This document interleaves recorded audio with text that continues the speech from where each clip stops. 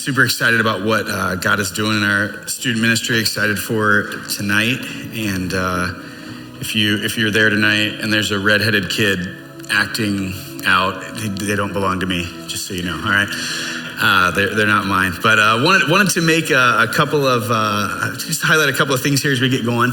If you have made a decision to trust Jesus, if you're walking with him, you're a follower of Jesus, the Bible's pretty clear that baptism is a next step, a way that you can be obedient to Jesus, a way that you can publicly identify with him. And we announced it last week, but we're having our next baptism on February 2nd. And so you can sign up for that. There's a QR code in front of you. It's on our website. You'll see a lot of different avenues to sign up for that. But we just want to let you know that we want to come alongside you, make sure you're comfortable with doing that, and help you tell your story so that you can just publicly say, Jesus has changed my life, and you can say that to your friends and family. So go ahead and consider that, sign up for that. Wanted to highlight one other thing. We've got a lot of people that maybe feel new to Movement Church, been hanging out for a while and are making a home here.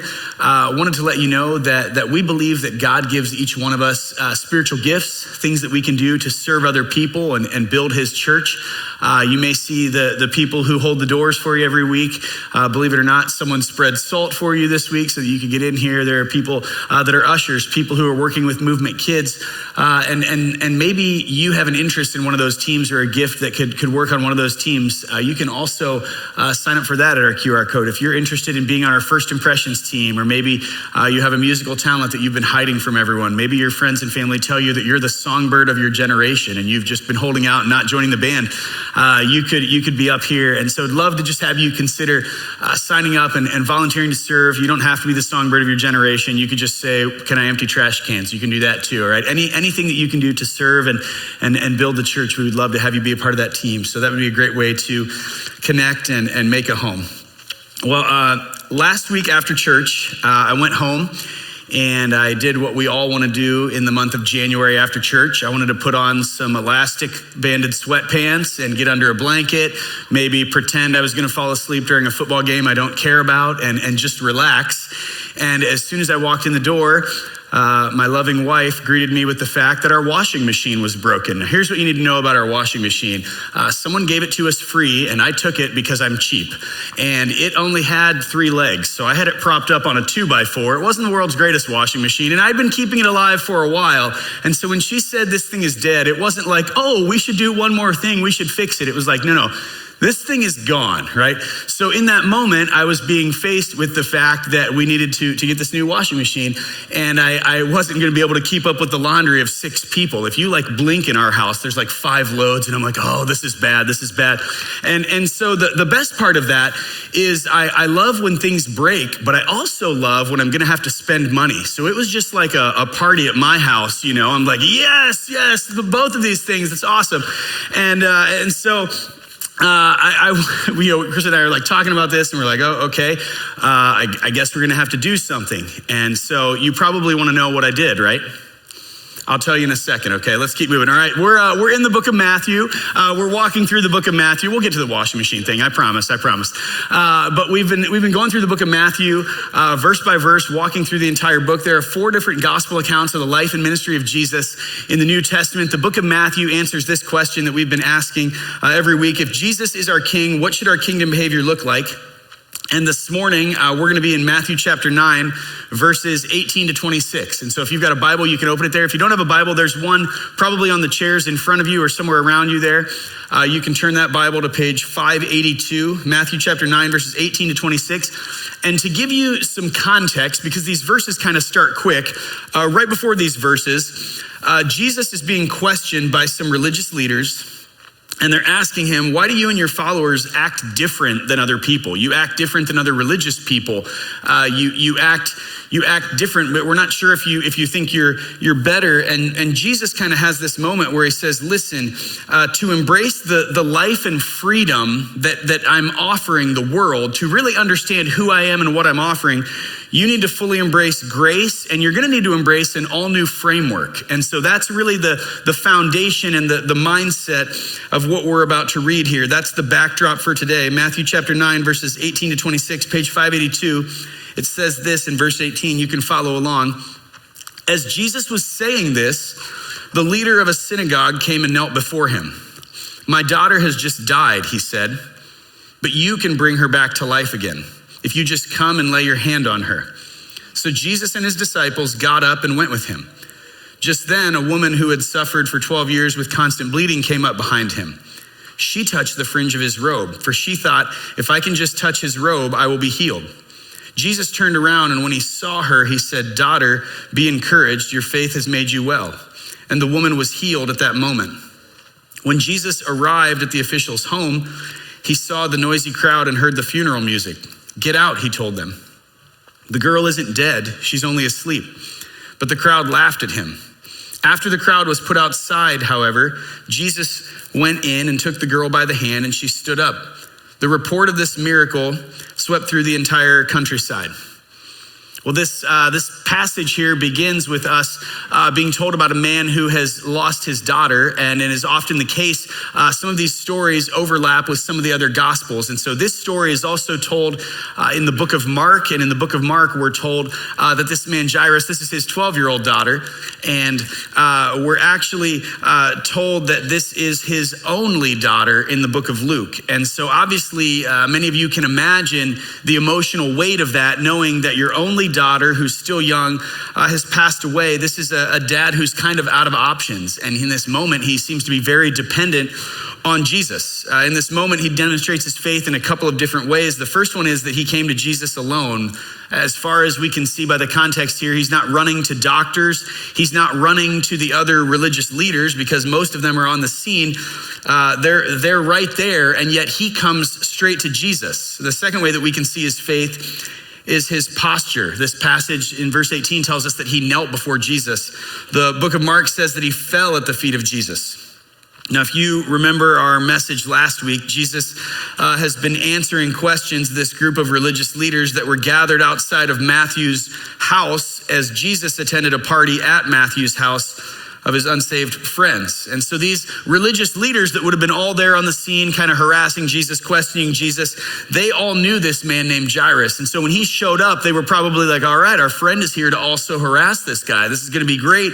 And Jairus kind of walks right through and walks right past him and says this, "My daughter's just died, but you Jesus, you can bring her back to life if you just come and lay your hand on her." And the scribes and Pharisees are literally there to harass Jesus, to put him down. And they see this kind of colleague of theirs, this guy that's a pillar in the Jewish community, ignore them and walk right up to this guy they're trying to harass, this lowly guy from Nazareth. And all of a sudden he's trusting in him. He's putting faith in him. He's dependent on him. The faith of this guy wasn't perfect. The faith of Jairus wasn't perfect by any stretch. And none of us have perfect faith, but it was pleasing to God.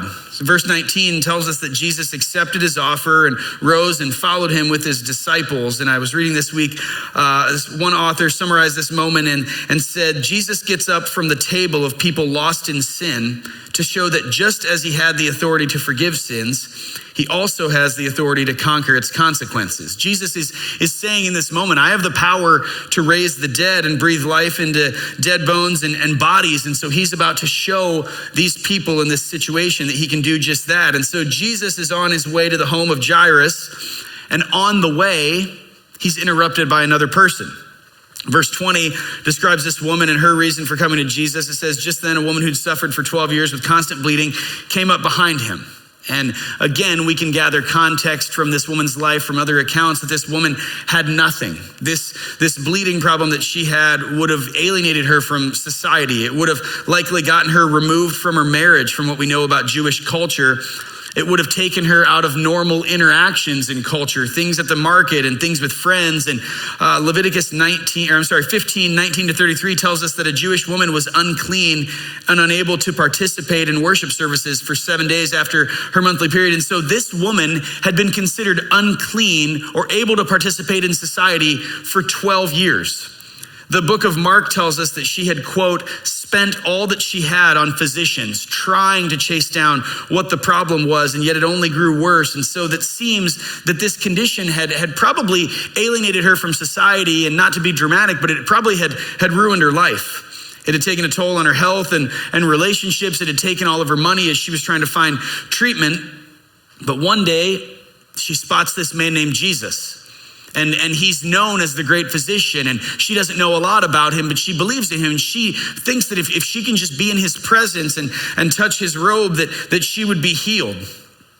And you might be tempted to think that she's crazy, right? If someone came up to you at Walmart and was like, I just needed to touch your sweatshirt, you'd be like, oh my gosh, what's going on, right?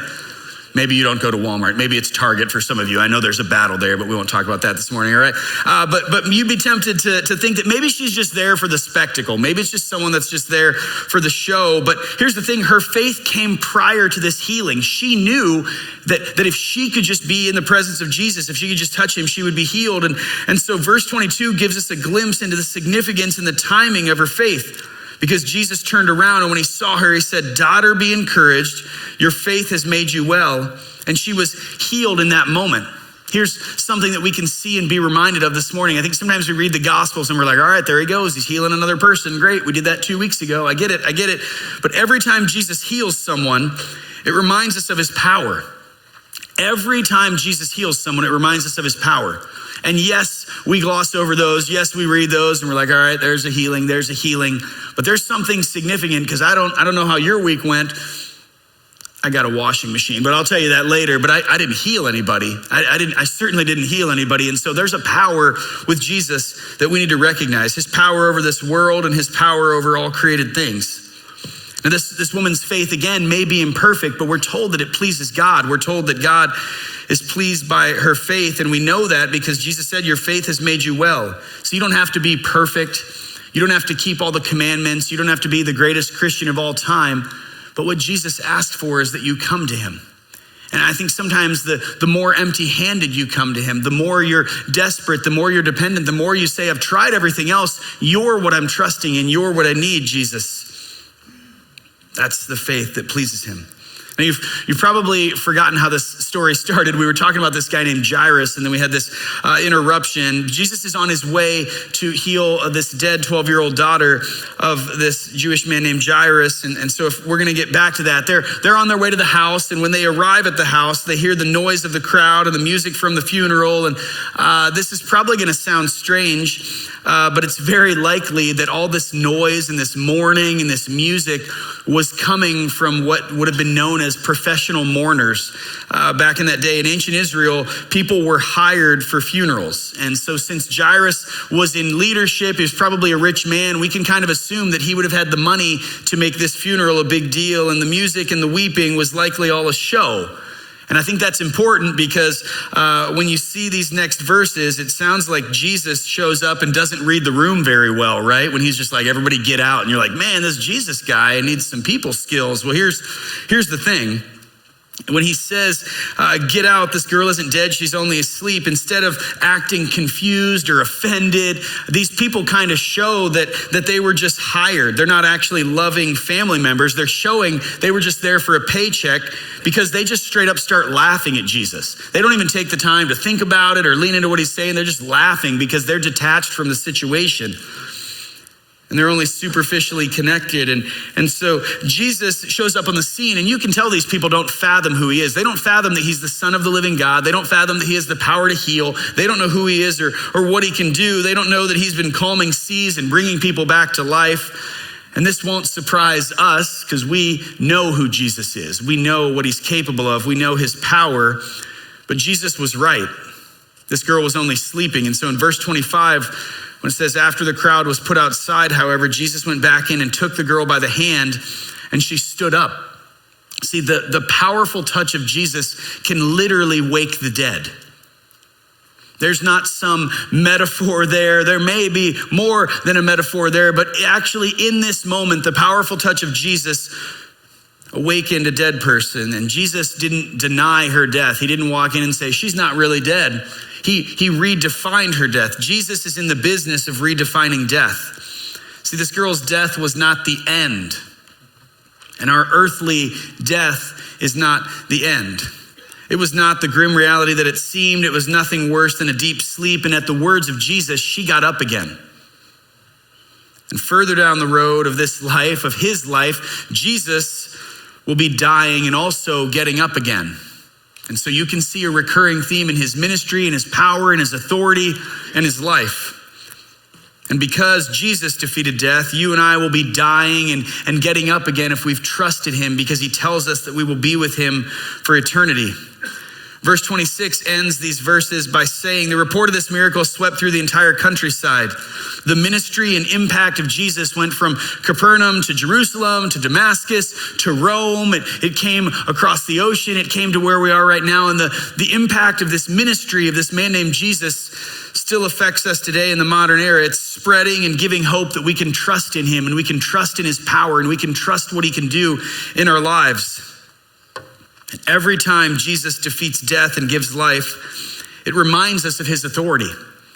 It reminds us of his authority to forgive sins. It reminds us of his authority to overcome death. It reminds us of his authority to breathe life, to heal us, and to make us right. See, the man in these verses, this guy Jairus, whose daughter had passed away, is staring down death. He's looking death in the eyes. And this woman who had this medical condition, she's frustrated. She's looking at her situation and she's been surrounded by suffering. And both of them are aware that they're alone.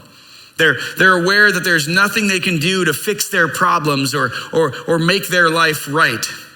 They've tried to do life on their own. And now they're in the presence of Jesus. They're looking at Jesus and they're seeing their need for him. They had thought that their way was better. They thought there was another way. And we all do a similar thing. We think that our way is better than God's way, and we walk away from him, and that's called sin. And sin separates us from God. Maybe today or recently, maybe at another time in your life, you've been made aware of your separation from God. Maybe you've been made aware of your need for Jesus. Maybe today, as you've wandered in here, maybe you came with a friend, a family member, maybe you've been coming for a long time, but maybe you can feel God tugging at your heart, letting you know that you're at the end of yourself, that you need Jesus. Maybe for the first time you're aware of your sin, you're aware of being separated from God, and you just want to confess that. You want to say, Jesus, I'm sorry. Jesus came to this world because of our sin. Jesus came to this world to give his life. He came and died to pay the price for our sins so that we could know God and have a relationship with him. And maybe you're at a place today, like the people in these stories, where you would say, I know that I need Jesus. I don't like to admit that I need someone else, but I'm past that. I know that I need Jesus. Maybe you would say, I'm ready to repent and stop walking the way that I've been walking, to turn and walk around and walk toward Jesus. Maybe you would say, I want to be forgiven of my sins. I want to walk with him. I want to trust in him. I want to become like him, and I want him to heal me like I see him doing the people in this story. You can do that today. The Bible tells us that following Jesus is a simple decision. It's an important decision. It's not always an easy decision, depending on the posture of our lives, but it's a simple decision, and you can take a moment where you are and you can talk to Jesus, and you can pray these words. You could say, Jesus, I'm a sinner and I need you. I want you to come into my life and make me clean. I want you to forgive my sins. I surrender my life to you. And I want to know you. I want to know who you are. I want to walk with you. I want you to change me. I want to begin a relationship with you, and I want to follow you. And when you trust in him, the Bible tells us that you're made into a new creation. When you trust in him, the Bible tells us that heaven is rejoicing.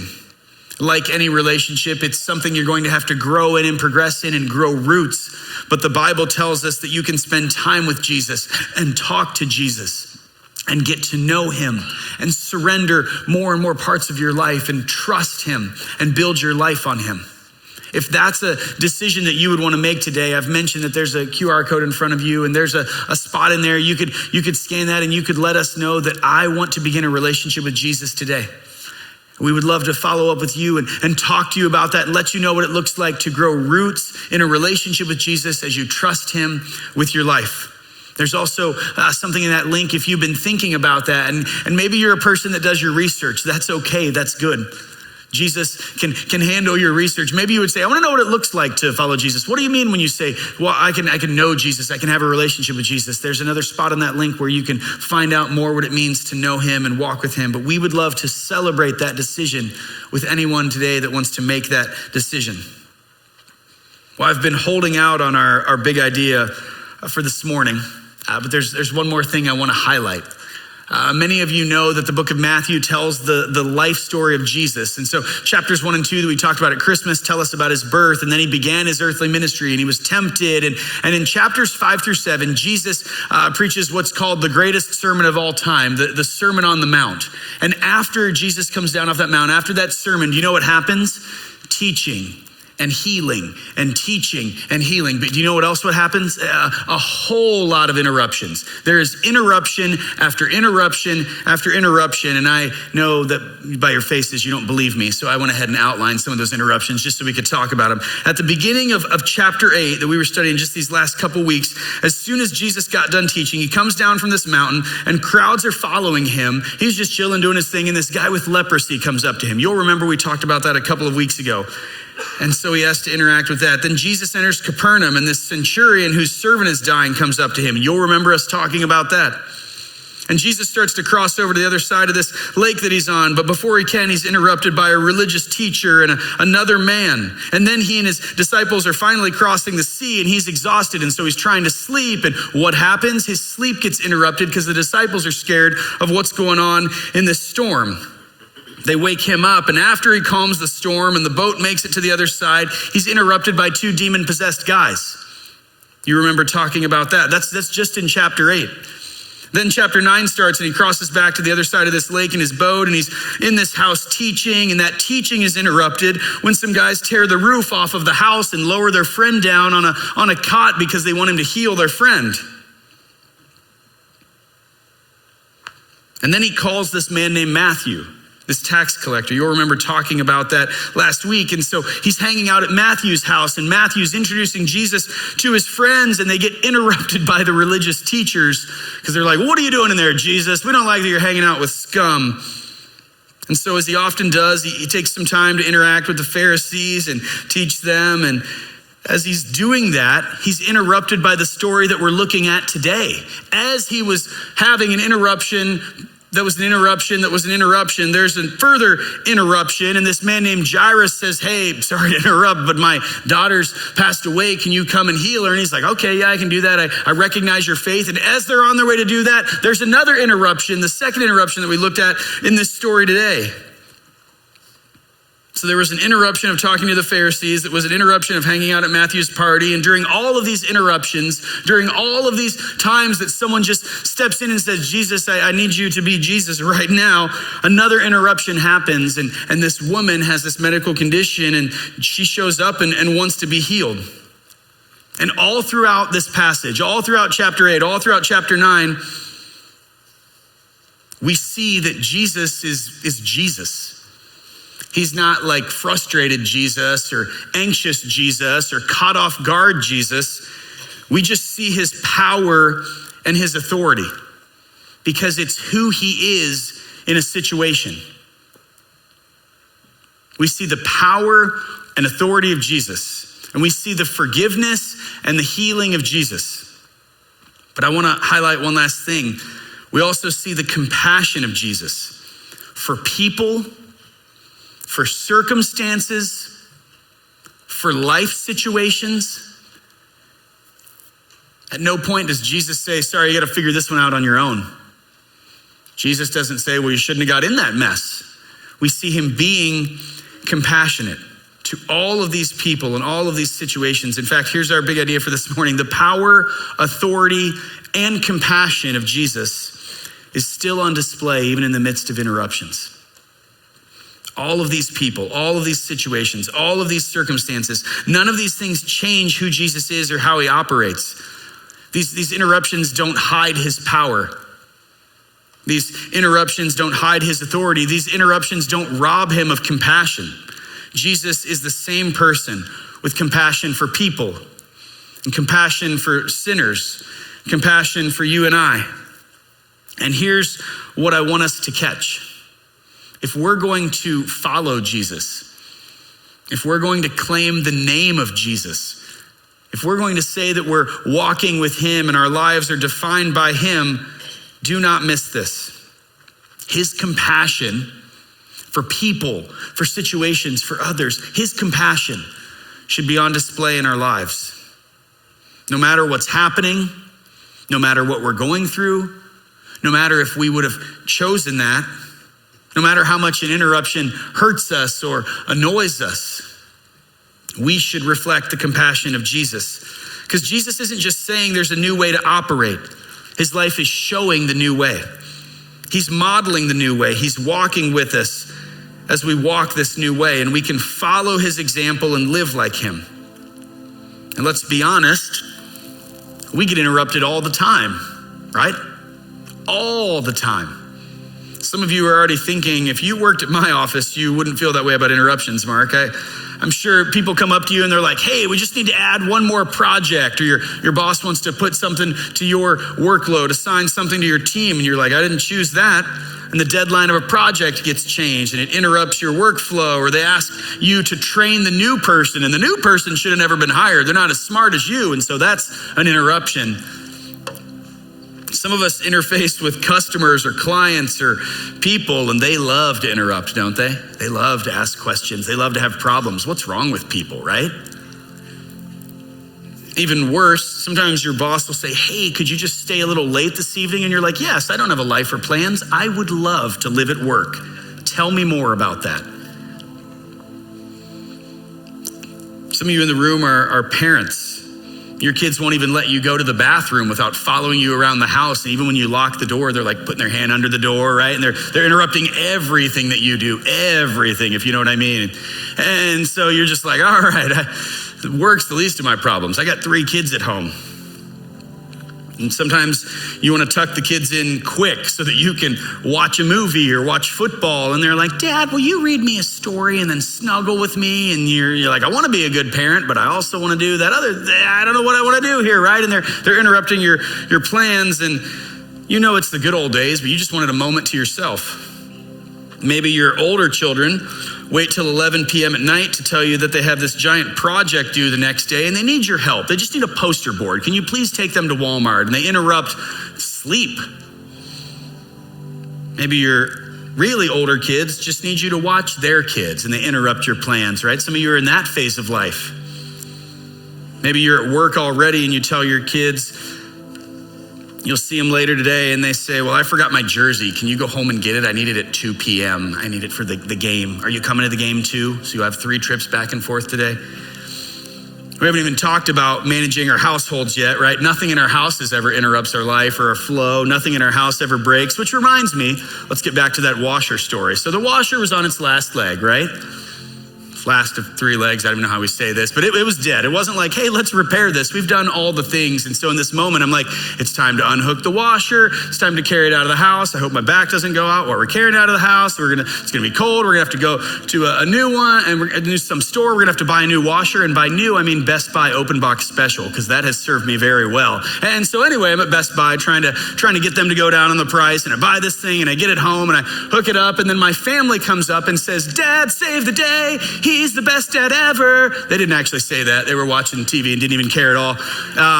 But I turned on the hot water hookup after we got it all going, and it started to spray water and leak. And not like I had the hose hooked up wrong, but the actual, like the thing you turn was just like leaking. It's just like, it's bad. And so I'm like, awesome. I had an interruption that led to an interruption that led to an interruption that led to an interruption. Life is great. And unfortunately, I'd already been studying for this message. And I was like, okay, God, I get what you're telling me. And so I'm literally like, okay, what was I gonna say that we're supposed to learn out of that passage? What was the point of that? And I kept thinking, the power and authority and compassion of Jesus is on display. It's always on display. He doesn't change when he's interrupted. And so if I'm going to walk with him, I can't change my character or my reflection of his power and authority and his compassion to my family, to my wife, to my kids. And when I do, I'm falling short. I'm messing up. I'm getting this wrong. And we've all been there, right? You shared an interruption story today. Maybe you shared a fun one. Maybe yours was better than mine and didn't cost $500. But when we get interrupted, the way that we often get this wrong is we focus on the interruption, right? We focus on the interruption and we give power to that interruption. We focus on the thing that's interrupting us, and we give that authority over our life. We give that authority over our emotions. And maybe you haven't read the whole Bible yet, but nowhere in there does it say that a washing machine has power and authority over my life or this world or created things. But I'll tell you someone that does have power and authority over created things and over this world and over storms and seas that he calms and over people that are dying and people that are sick. That's Jesus. Jesus has power and authority over this world and over created things. He has the power to forgive sins and the power to heal people. And I, as one of his followers, need to surrender power and authority to him. When you operate in your strength and control and you try to have power and authority, it only points to your shortcomings. And I won't pick on anyone else today, but I have plenty of shortcomings. And my family could outline them probably pretty well in a thesis if they wanted to. They've seen those things because I've tried to have power and authority and control and show my own strength in situations. But here's how we can get this right. The next time that you're interrupted, the next time that client walks in, the next time that your boss asks you to stay late, the next time that your kids are knocking on the door while you're trying to take a 2-minute shower and be alone for the first time today, and the next time something goes wrong in your house, take a moment and think about that interruption. Take a moment and make sure that you're not focusing on that interruption, but you're focusing on the power of Jesus. Take a moment and focus on what you're giving authority to, and make sure that you're giving authority of your emotions and your life and the way you're acting with the people around you to Jesus. When we operate in the power and authority of Jesus, when we're aware of the power and authority of Jesus, this passage and all of these passages as they link together and we look at the life of Jesus, these passages tell us what the power and authority of Jesus results in. It results in compassion. And when we're compassionate, when we're tuned in, when we're trusting him and treating people well, do you know what it does? It points to his power and authority. When we're anxious and we're going crazy, it points to our shortcomings. But when we're compassionate, it reminds people that there's something different about us because there's something great about him. And if you focus on the strength and authority of Jesus, it will result in compassion. If you ask him to remind you of his strength and authority in these moments, he will give you compassion. When you choose dependence over focusing on distractions, you will have compassion. And the compassion of Jesus reminds us of his power and authority. And so we're not just talking through the life of Jesus, talking through the Bible for fun. The goal is that we learn things and we stack things on top of that and on top of that. And so I hope through chapters 8 and 9, you're seeing that we're reminded of the power and the authority of Jesus. But we also can see his power and authority through his compassion in the face of interruption after interruption after interruption after interruption. Let's be people whose lives point to the power and authority of Jesus. Let's be people whose lives tell the story of his compassion and his love and his grace. Let's be followers of Jesus who tell that story. Let me pray as we close.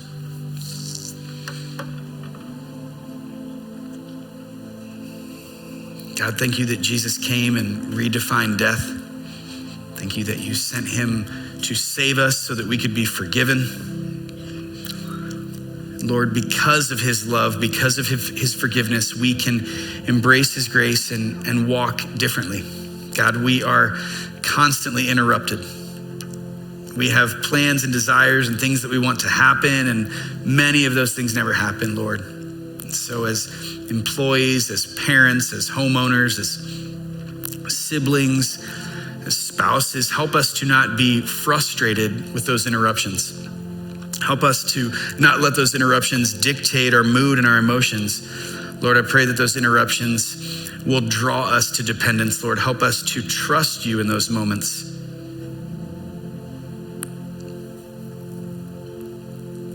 God, help us to